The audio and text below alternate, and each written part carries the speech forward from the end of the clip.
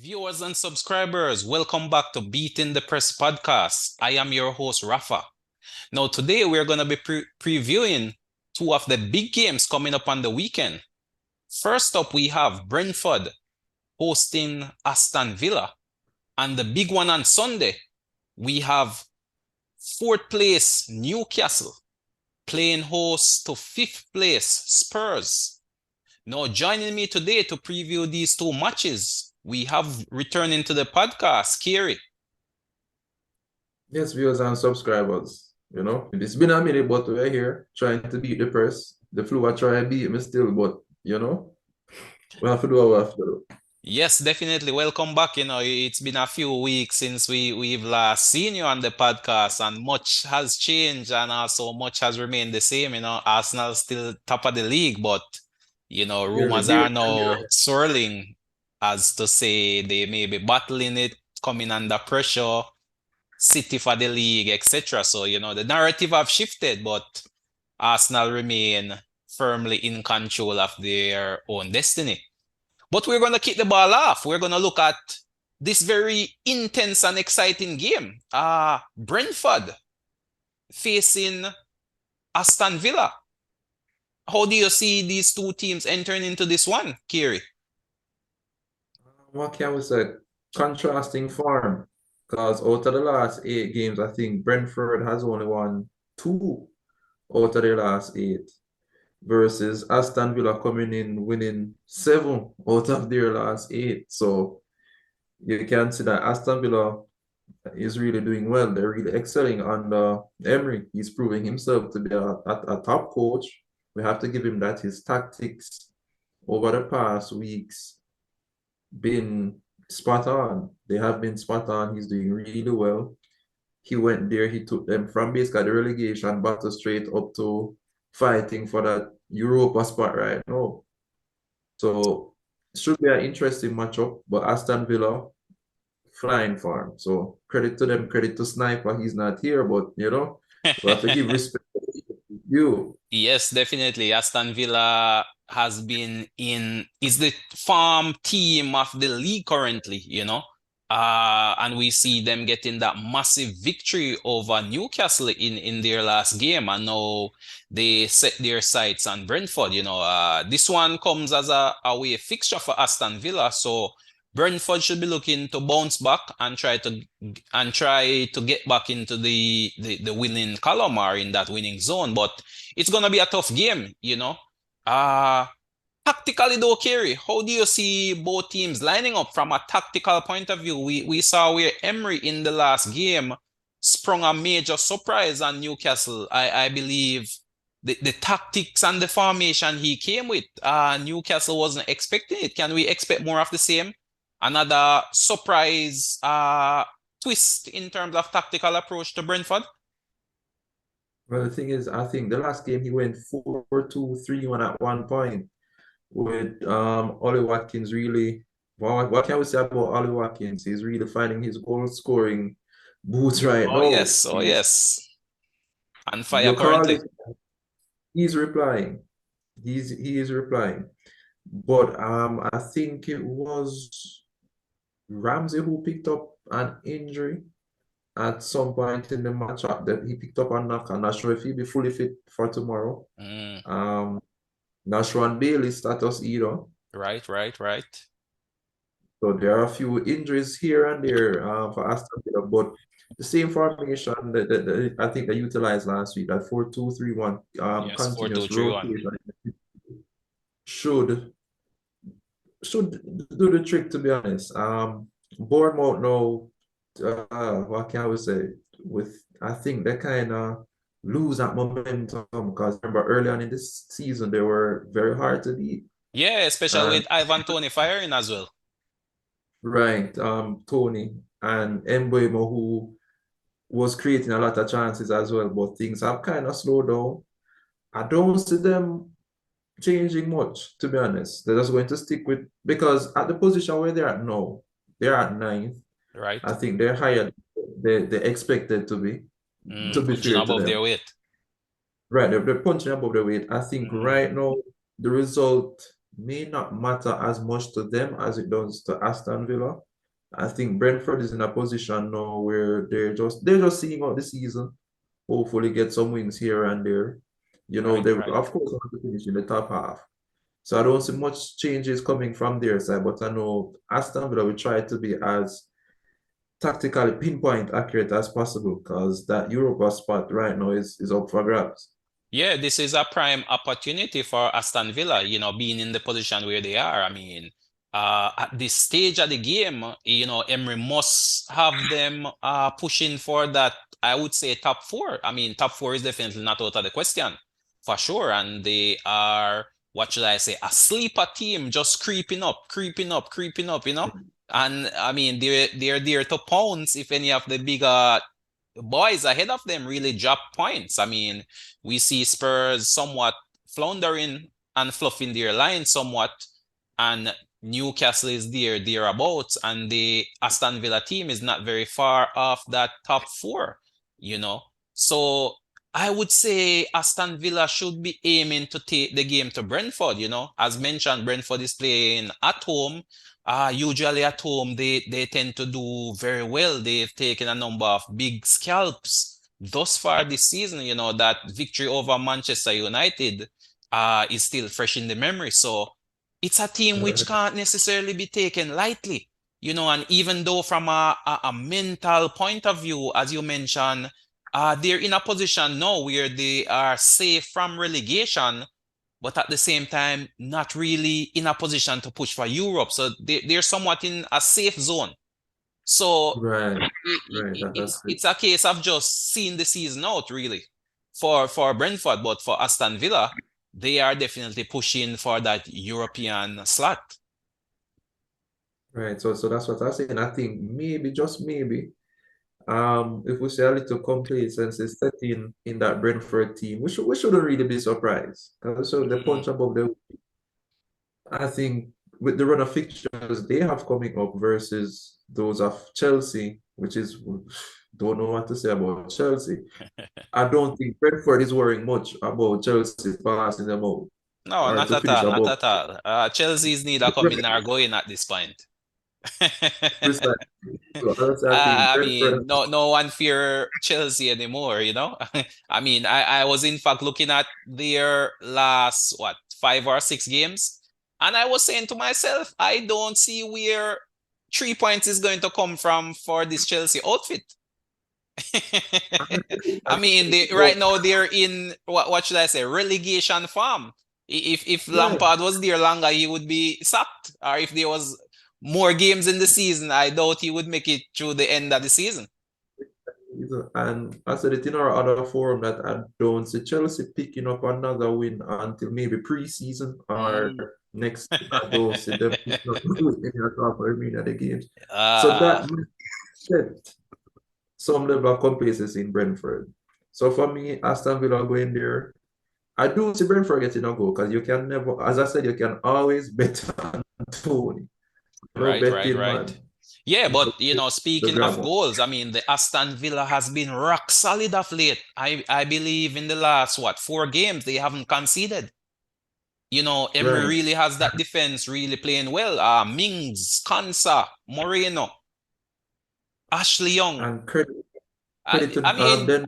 yeah, the defense He's is really a rock right now, to be honest. So, even though Ivan Toney is that talisman, from Brentford, it's gonna be a hard team to crack based on how Aston Villa is playing right now. But Carey, in right, terms right. of how you see this game playing out and in terms of your predicted score, what say you? I believe Brentford will grab one.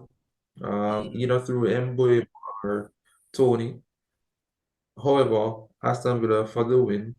I think Aston Villa should win 3-1. I'm putting that 3-1 to be honest. I think Aston Villa smell blood. mm. Remember a couple weeks ago, Aston Villa was fighting for survival in the league. Yes, And under now, Steven Gerrard. right, and now they're laying eyes on a Europa spot and a potential Champions League spot.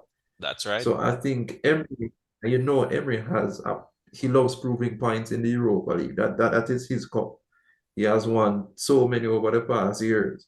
So I think seeing that they will start turning the screws now. I think we're going to outside of Man City, I think Aston Villa is the hardest team to beat in the league right now, based on a run of form. Yes, and I think since the start of the year as well, only Man City have picked up more points than Aston Villa also. So if you were to have a league table since 2023, Aston Villa would be second in the league. Right. So I see them going to Brentford finishing off a job. I Mm. predict Aston Villa. So you're saying Aston Villa to win Definitely. 3-1. 3-1. For me, oftentimes this EPL throws up surprises and shocks. Just when you think you have it figured out, there's a surprise result around the corner. So for I this tell one, you. even though on paper I should be leaning towards a Aston Villa win, for some odd reason, I'm gonna back my gut instincts and I'm gonna go with a 1-1 draw. I just feel Brentford at home tend to be a tough nut to crack. Aston Villa on this streak, at some point, this run of wins must come to an end. I don't necessarily see Aston Villa losing, but I think Brentford have enough in the tank in front of their home crowd, haven't won in a while. I'm thinking they may very well get a draw from this one. So for me, I'm gonna go with a 1-1 draw. It's gonna be a tough game. I don't believe Brentford is gonna come out all guns blazing. I believe they're just gonna consolidate, play their normal bustling game, physical game, try to play on the counter where they can and try to take advantage of set pieces. While I see Aston Villa more taking the initiative and taking the game to them and trying to break down what is a decent enough defensive unit, that Brentford has, with the likes of Pinnock And and Benny. company. So for me, I'm just thinking this one may play out to be a draw. So for me, I'm gonna go with a 1-1 draw. But let's pivot. On Sunday, we have another massive game coming up with European implications. We have fourth place Newcastle hosting fifth place Spurs. Talk to us about this one, Carey. How do you see both teams entering into this game? For Spurs, I think Spurs still trying to find some form of identity, trying to find some form of consistency. They're trying to find themselves, simply put. I think that is what Spurs going through right now.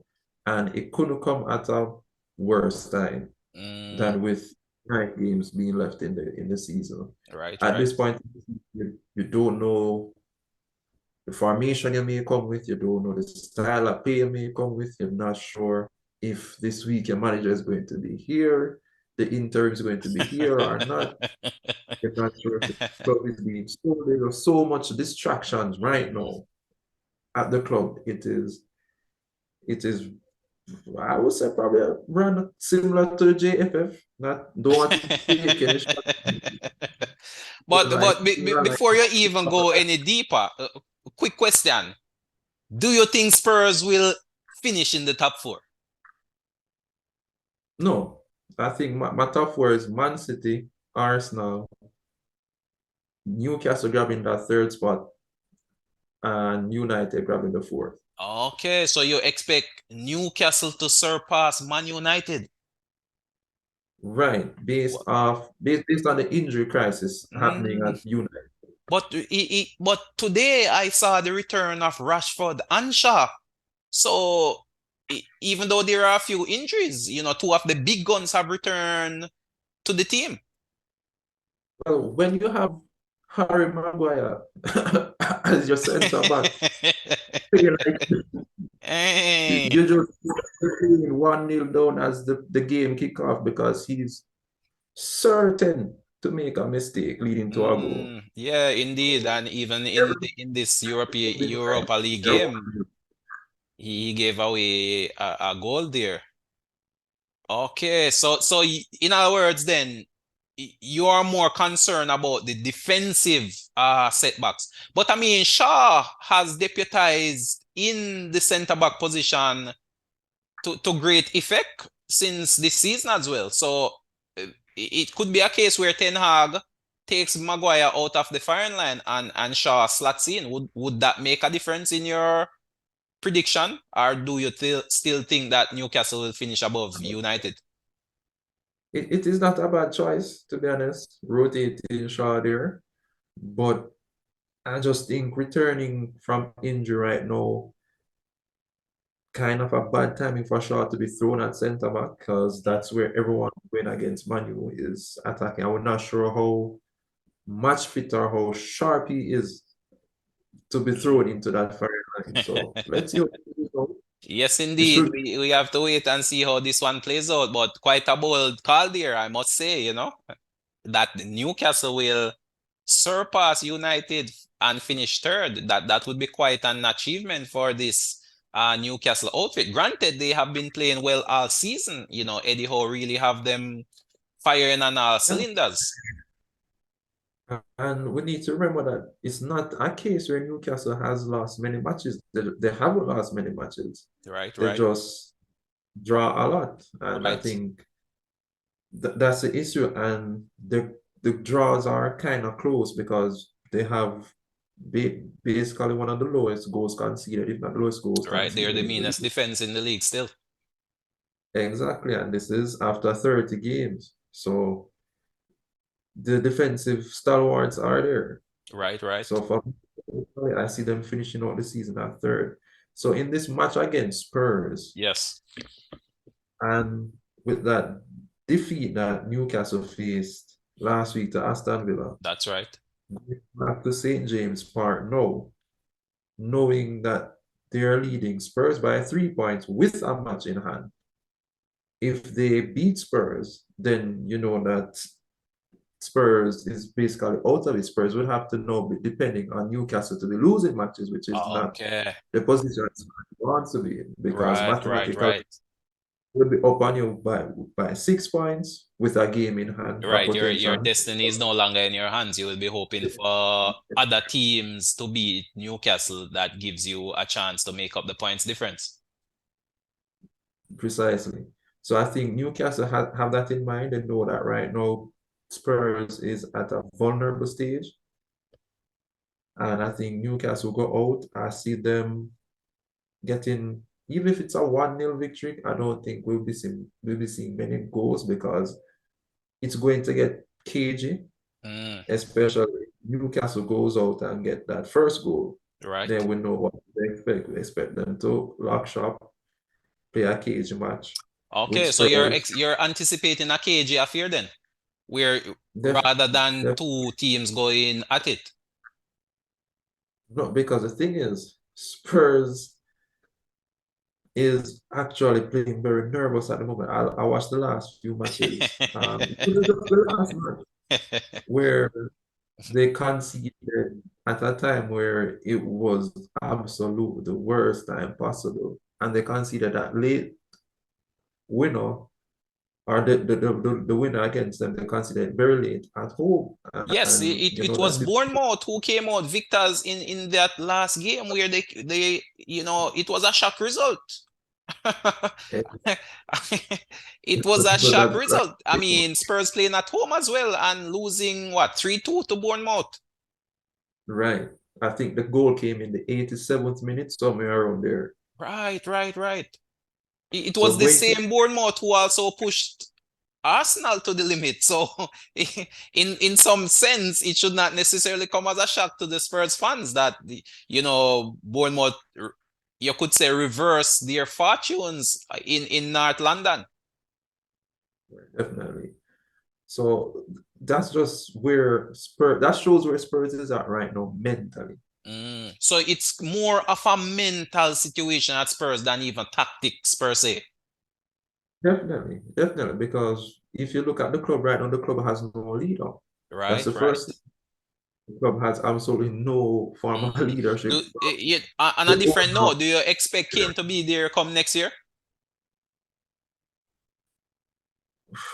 I I think mean, at this point, he's one of few, I would say, world-class players that Spurs currently have in their stable, Kane and I would say Son. But outside of Kane and Son, there are not many other world beaters in that squad, to be honest. those players who may want a purple patch run of farm. That's Right? it, but no permanent class. Mm, Kane being there, I do see Kane being there next year. I don't see Kane leaving Spurs, sadly to say.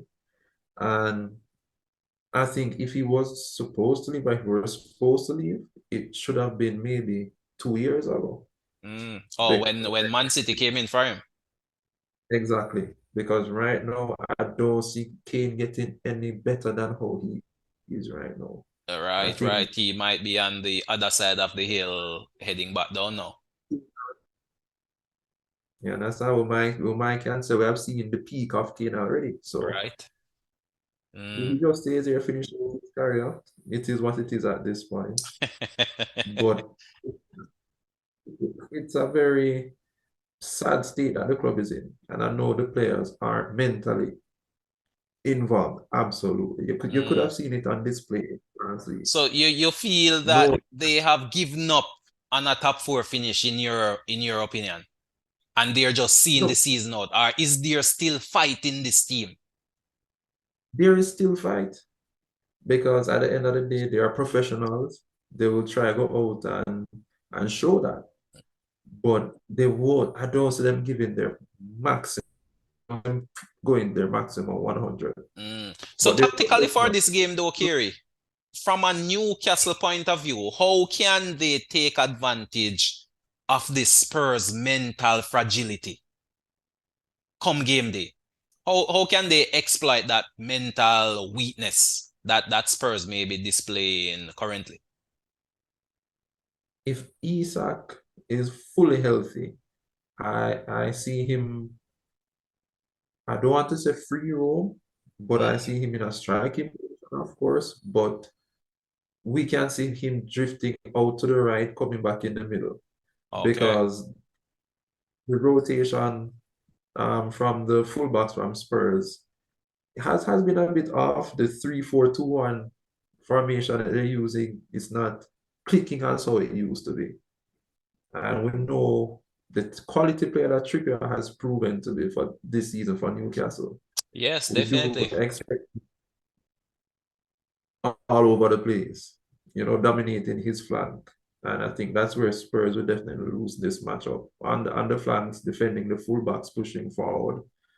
Honestly, as a Batman, he had a bad game versus Aston Villa Yes, last yes, weekend. I don't definitely. Ollie Watkins definitely showed him up. So, right. So with Batman, I don't see him having two bad back-to-back games at all. So I think that defense line would be sturdy again. And they're playing at home. We know how they're at home. mm. So for me, I think Spurs 2-0. I don't see 2-0. Spurs grabbing a So goal. you really don't see Harry Kane getting on the score sheet?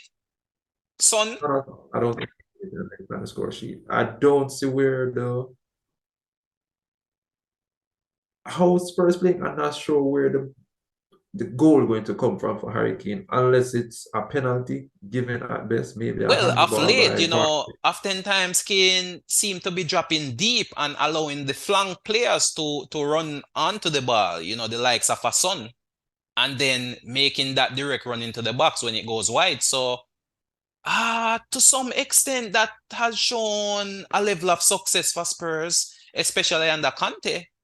And with this new interim coach coming in as well, I feel, Spurs may have a goal in them, even though this Newcastle defense is a bit airtight.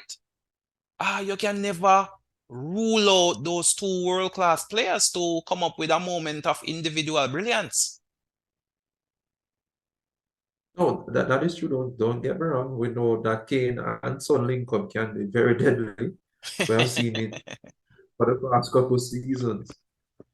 But with what's at stake right now, what's on the line right now, I think Newcastle, they're more mentally ready for it.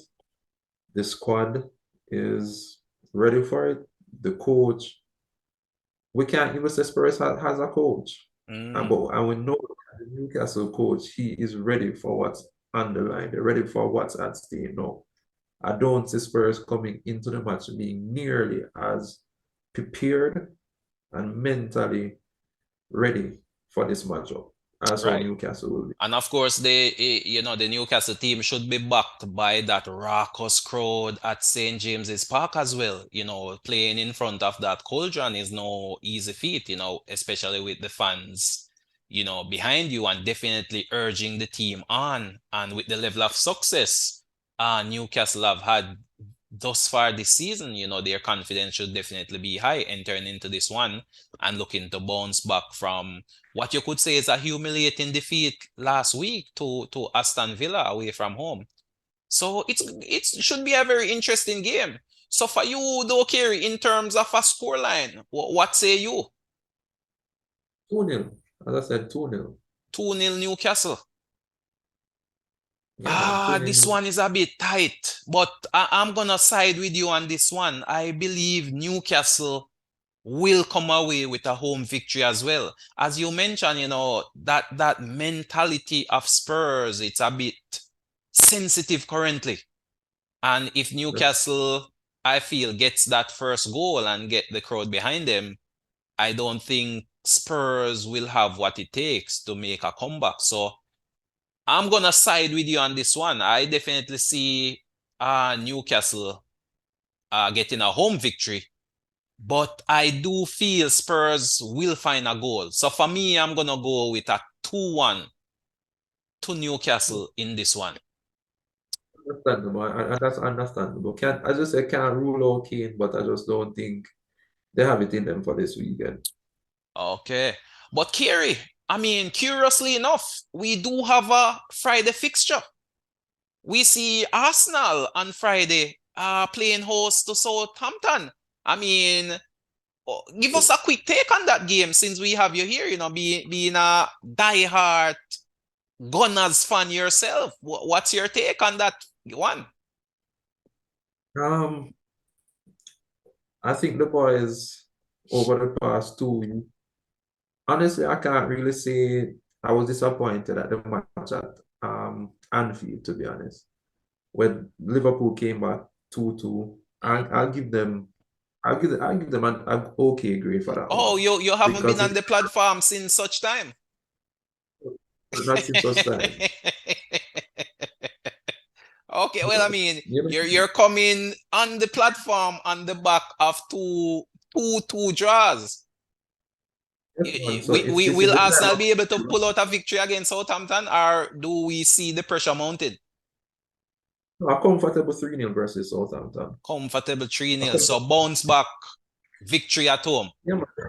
This is a bounce back game. I mean, it should have been last week, but once again, the mentality got to them. The pressure, I think, honestly, the pressure got to them last week, Mm, as it did at Anfield as well. The position that they found themselves in, I don't think anyone saw that at the start of the season, you know. So, and with Saliba being out, and we know how big he has been for Arsenal, right. we can say, he's a greatness there. But this is where squad depth comes into play. You trust your players off the bench, they come in, you hope for an impact.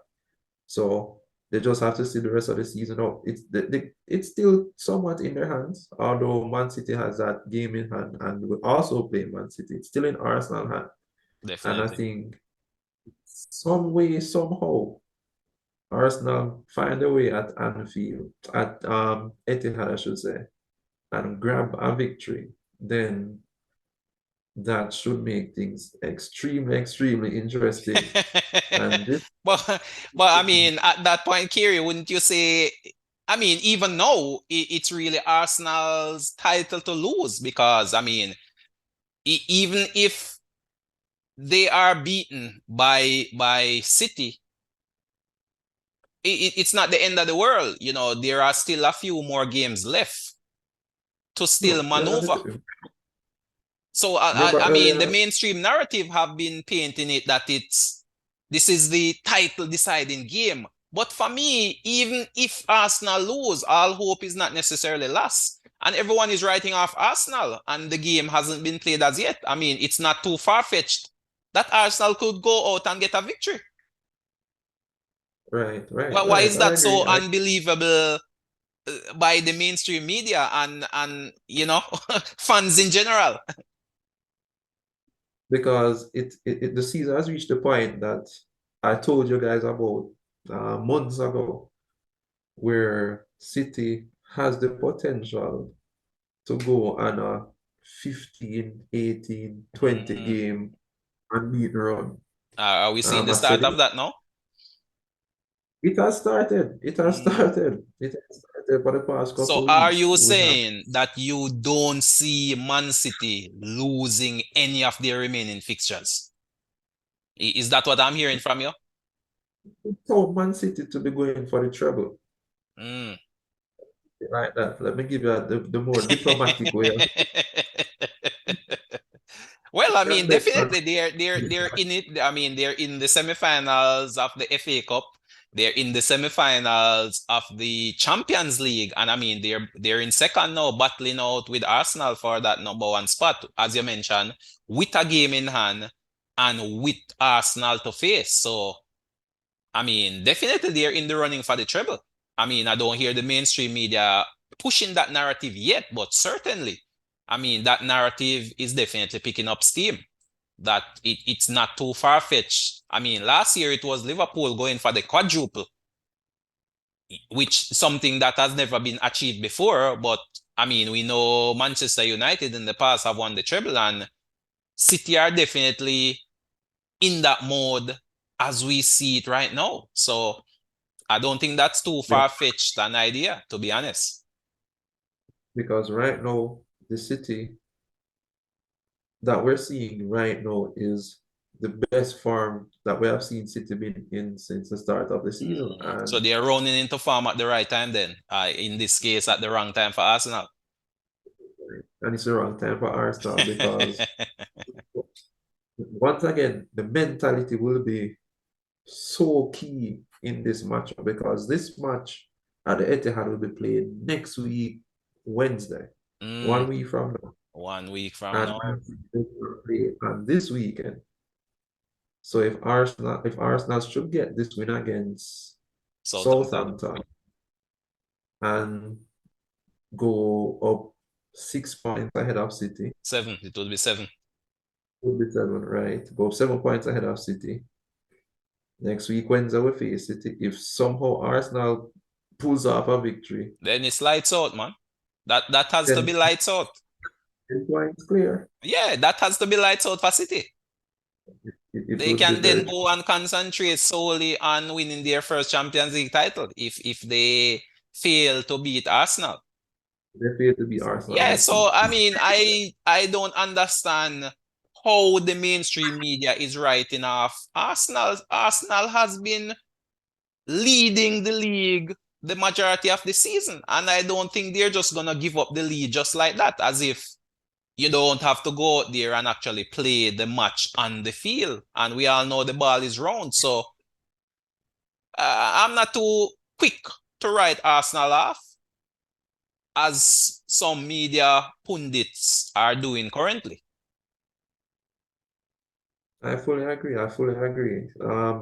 It's still in Arsenal hands, but I think I would say 52% to Arsenal, 48 to Man City. Mm. Till that match next week is played. Yes, indeed. Definitely one to look forward to, one to set your clocks to. But final thoughts, Carey, we are running out of time. But final thoughts in terms of this week's football action. As we mentioned, it's somewhat of a condensed schedule of games. We have some FA Cup matches also taking place. We see Manu play in Brighton. So what's your final thoughts on this week's series of games coming up? I think it's a big weekend, especially for the top let's go ahead and say the top six. Big weekend for Aston Villa. We see what's at stake for Newcastle and Spurs. And things interesting for Arsenal. It would be lovely to go back, get the win, put some pressure back on Man City. Because right now the pressure is on Arsenal. So if they could get this win over the weekend, kind of shift that pressure onto Man City. With the relegation race, now the relegation race is Southampton. I think it's safe to say we can close out Southampton. Mm. So it'll be interesting to see the other teams trying to fight for a win, especially with them playing some top six teams coming. So we can expect points to be dropped in the top six as well. Well, there you have it, viewers and subscribers. Thank you again for tuning in to us. Please continue to like, subscribe, and share. Thanks again, Carey, for coming through and definitely sharing your informed views and opinions. Another weekend of exciting football action coming up. And we'll be back to review these matches. So until next time, this is Rafa signing off.